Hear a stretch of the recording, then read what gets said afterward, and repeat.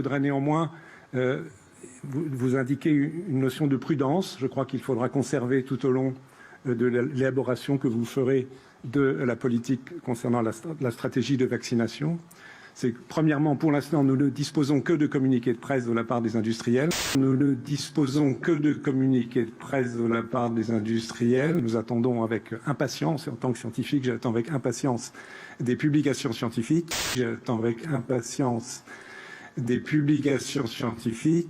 Évidemment, il y aura les dossiers qui seront adressés aux autorités réglementaires, qui sont forcément très complets, ou qui ont déjà été adressés probablement, mais dont nous n'avons pas connaissance.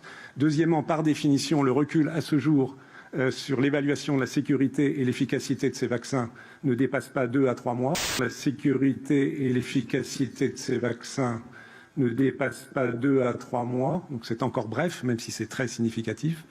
Troisièmement, les données ne sont pas encore complètes non plus pour savoir jusqu'à quel point ces vaccins sont efficaces. Les données ne sont pas encore complètes non plus pour savoir jusqu'à quel point ces vaccins sont efficaces chez les personnes les plus à risque, donc les personnes âgées et les personnes souffrant de maladies chroniques. Et enfin, dernier point qui est critique, mais dont la solution prendra du temps, c'est de savoir si le vaccin, d'une part, protège l'individu vacciné contre l'infection. Si le vaccin, d'une part, protège l'individu vacciné contre l'infection, et espérons-le contre l'infection grave, mais aussi protège contre la transmission.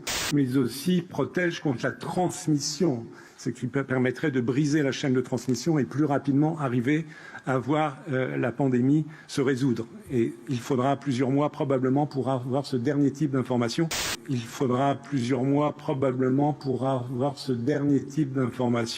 Qui aussi forcément aura un impact sur les politiques de vaccination.